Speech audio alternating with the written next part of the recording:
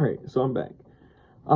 This is video number 2 of the ChatGPT Zeph Jones interview series, where I allow ChatGPT to come up with some questions, and I get to answer them. Similar to other features that I've done, I wanted to dive a little bit deeper in my own experience and verbally answer these questions. I've not seen what they are just yet. I just asked ChatGPT to give me some questions. It looks like it gave me another 10. If you want to see what I did in the first video, check that out. And then after that, there's a little musical thing that I did because I was playing during that that first interview. And so you've got another video that just has like almost 4 minutes worth of whatever music that I was playing. So yes, I am actually playing the music as I'm going through this. It's not some recording. It's literally me sitting here at the piano going.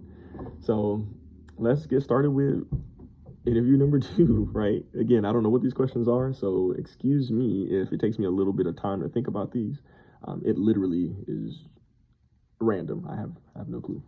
So question number 1, what do you think are the essential ingredients for cultivating a consistently creative mind? Whew. All right.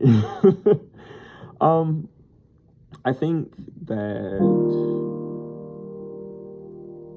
the essential ingredients for cultivating a consistently creative mind, 1 is understanding what the heck is happening around you. 2, the want to learn more, to be educated more about things. And I also think that the push to try, the push to do, because you're just gonna end up, you're either gonna do it or you're not. I think all of that in relationships, right? Now that's a relationship with God if you believe in Him. I do. If that's a relationship with whatever you believe in, right? That also plays into the relationship portion, because that's more of a spiritual thing. If you consider yourself to be super religious, then it's a religious thing, whatever it is. It's the relationship with your friends, it's a relationship with the paintbrush, the one note on the piano, right? All those things. So yeah, the want to learn, the need to know more things, understanding your surroundings, building relationships, the mastery of a skill, right? All those things are essential to cultivating a creative mind. Because if you don't think, then you cannot do.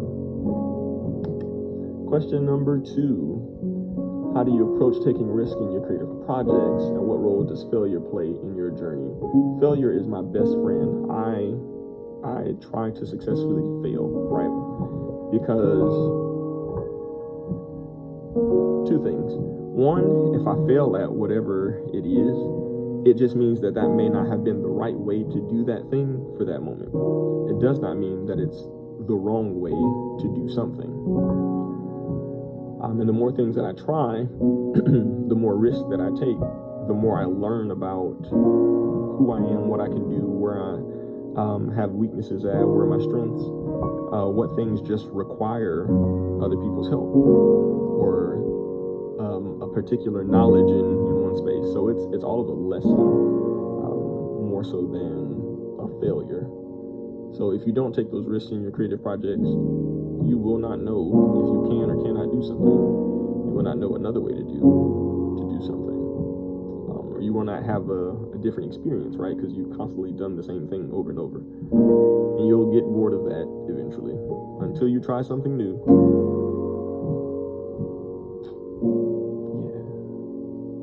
Yeah, that's it for that one. Question number 3, how do you know when a creative project is finished? And when do you find it hard to let go, or is it easy for you to move on to the next idea? That's a great question. Depends on what the project is. So if there are projects that have a concrete deadline, then obviously it's fairly easy to let go of that, right, once it's done.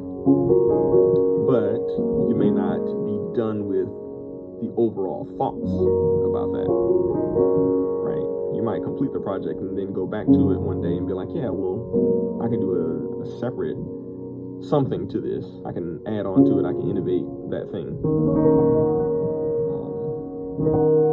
So I don't find it hard to let go of something because I know I can always rework it, right? Whether it's on the time frame of somebody else's or whether it's me just spending time with the thoughts after, I can always do something else with that. So it's, yeah, once the project is done, I can functionally move on to the next thing. Question number 3. How do you know when a creative project... oh no, I already read 3. Question 4, I'm sorry. Can you share a time when you transformed a limitation or obstacle into a creative advantage? Every day being alive, having breath in my body is a limitation or is an obstacle that gets used to create a creative advantage. Yeah, breathing.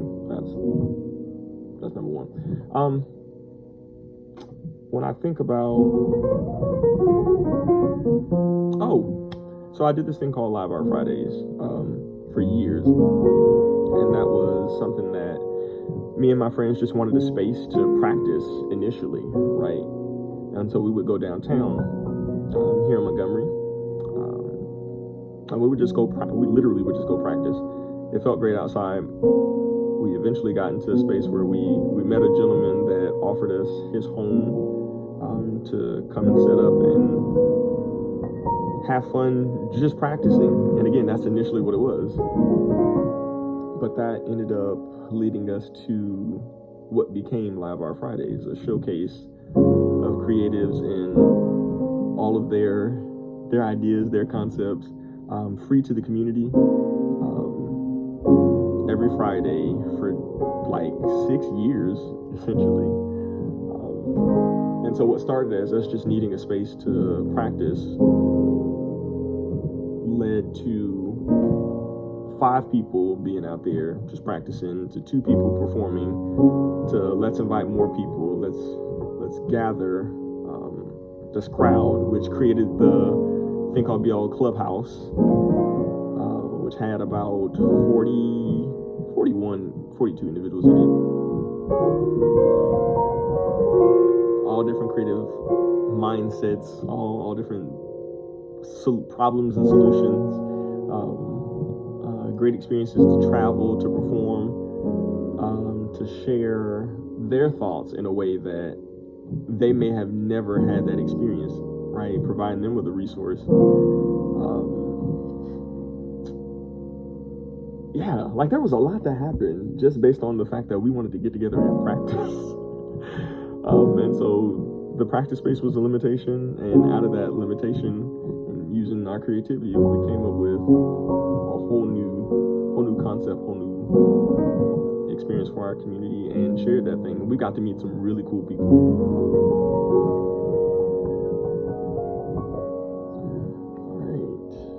Question number 5, how do you maintain a balance between staying true to your creative vision and responding to feedback or external expectations?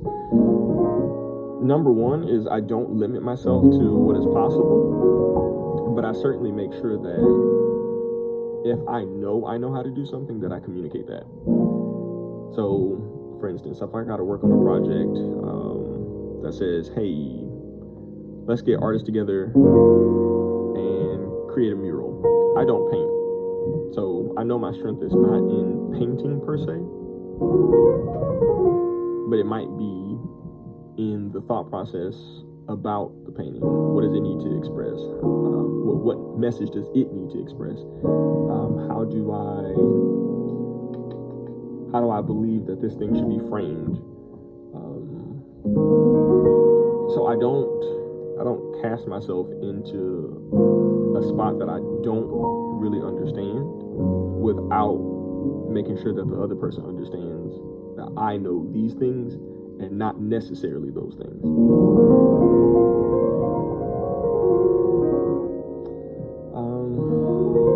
Let's go to the responding to the feedback and external expectation. portion a little bit differently now. Usually, if I'm working with somebody on something, their feedback or their external expectation comes from what they've seen me already do. So a lot of times I'd be walking into a situation where I've already been vetted. They call me specifically for the work that I do or for the knowledge that I have. And so I'm sharing a portion of expertise. And so I don't lose myself because you called me for the thing that I do and that I do well. And if you can situate yourself in a position of what I believe expertise to be is the knowledge that you don't know certain things, or the wisdom to say that you don't know certain things, but the knowledge that you do have an understanding of these things.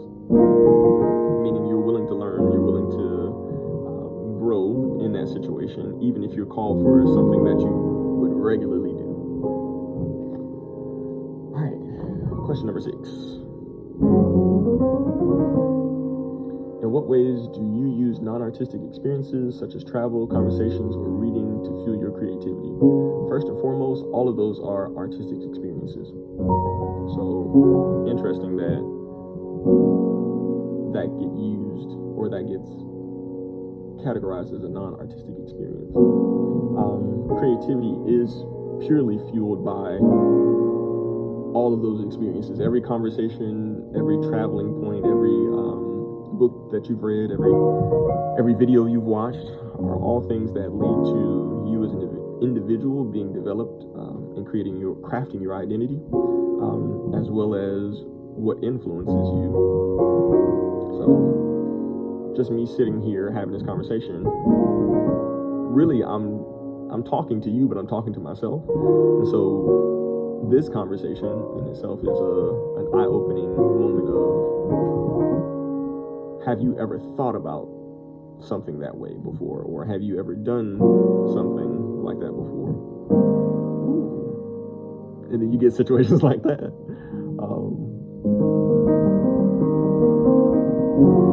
Where it makes creativity what creativity is.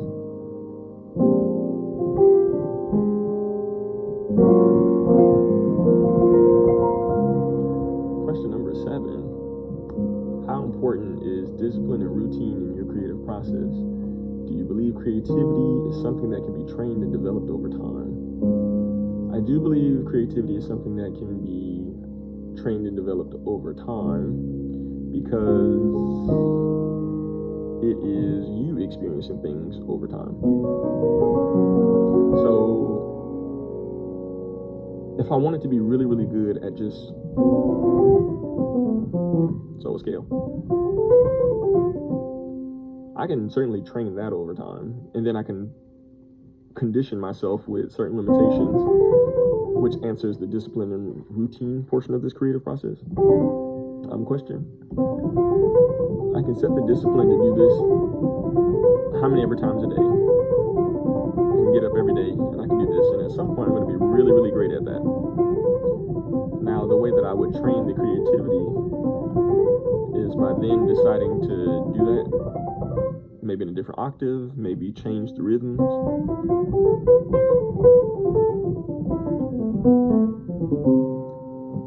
Maybe add 2 octaves.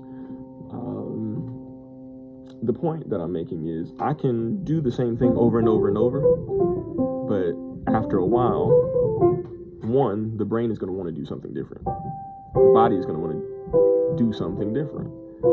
And so then you look for other avenues that you've seen someone else play that thing. Like, it might be that they started on the 3rd part of the scale instead,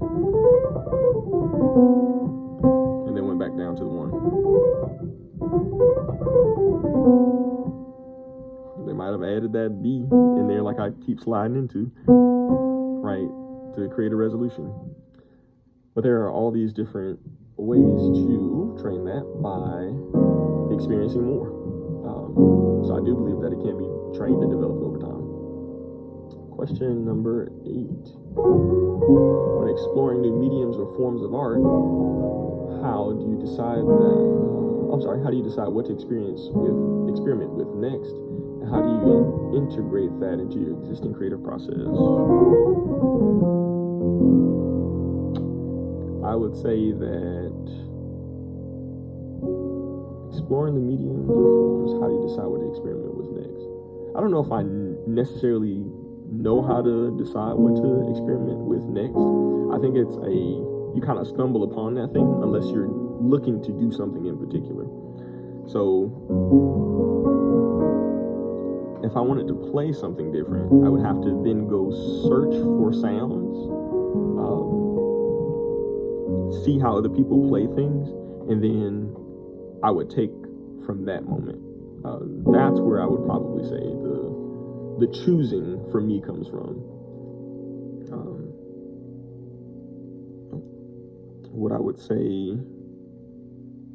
in regards to how do I integrate it, I have to really sit down and dive into the thing, learn the thing, and then just try it everywhere that I would do something.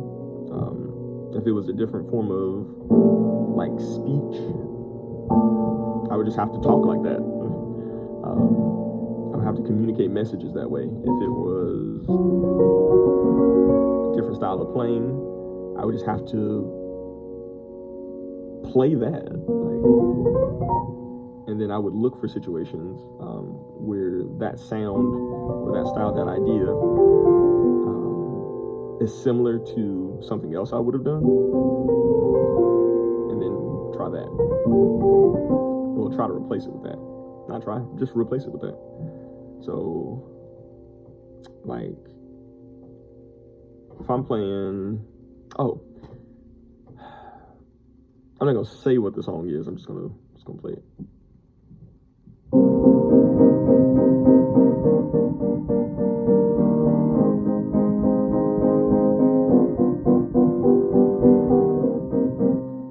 Take that sound, I know what the song is, but then I might play it this way. And if you've ever heard me perform, then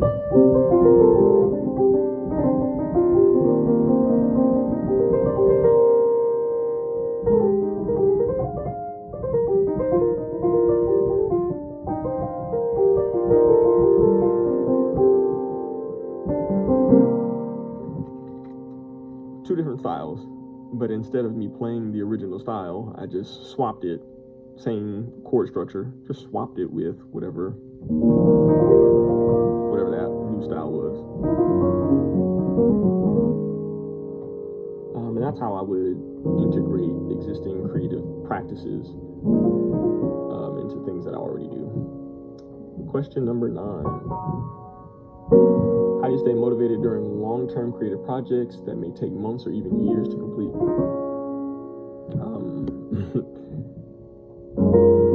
I think I kind of answered that question in the first interview, but also earlier. So I don't get bored because I like to learn so much, and I'll go put myself in a position to try to understand something that's out of the frame of reference for what I'm working on. So one, that my brain has a break, my body has a break. But then I also get to experience something new that will push me to then add or rethink what I'm working on in a long-term project. So I don't inherently lose the motivation because there's always something that can roll over to make it better in a way. Or I may try something and find out that I don't like the new thing, but what I've been doing is excellent. Just depends. In spaces where I may lose the motivation, because it does happen, but I don't really ever truly lose it. It might just decline for that day. It may be that, I'm waiting on someone else's decision about a thing, and as I'm having to await that decision, I look for other things that I can be doing that would strengthen my mind, my my skills for the work that we're doing. So I don't really ever lose motivation on a long-term creative project because I'm always trying to position myself to learn something new or experience something new.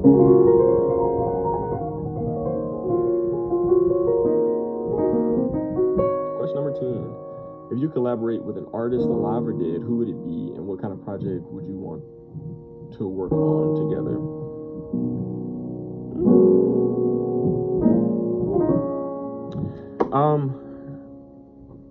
Chick Corea and Oscar Peterson. I know it said one. That's two. That's the dead ones. The alive one is so many of my people that I actually have the chance to talk to every day because first of all, they're fire. Or regularly, I should say, because we won't talk every day. But they're fire. And they love what they do. They're also creating a lot of things as we speak, releasing music all the time, releasing art all the time, sharing their community experiences, and their circumstantial experiences.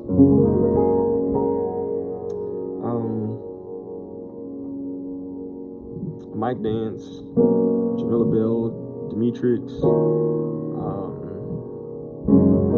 Keezen, of course, Robert Jones, Kirsten Stringer, they already know what's up. Kevin King, Kalonji Gilchrist, like all these people are people I get to see regularly. And I've had the opportunity to create with them, whether it's music, whether it's interviews, whether it's a video, whether it's a piece based on something that's in our community that I had the ability to say something about and it got placed into the artwork. Maybe it was to tell a story, maybe it was a poem, maybe there's some music behind their poetry in the performance. All of those things are things that I would work on and I would continue to work on. Chick Corea and Oscar Peterson, two of the most wonderful pianists that I've had the chance to learn about. I never got to meet them, and obviously I don't get to meet them in person, but I've spent enough time listening to their music that I feel like from that vantage point, I know them well, and I've taken a lot of different influences, parts of their work, and incorporated in mine. So even those both of them do that. Oscar does it probably far more effortlessly than anybody else I've ever heard in my entire life. Or like things when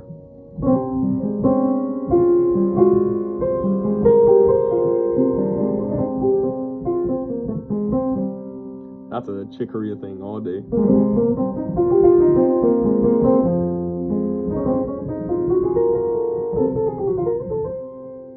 That might have been more of a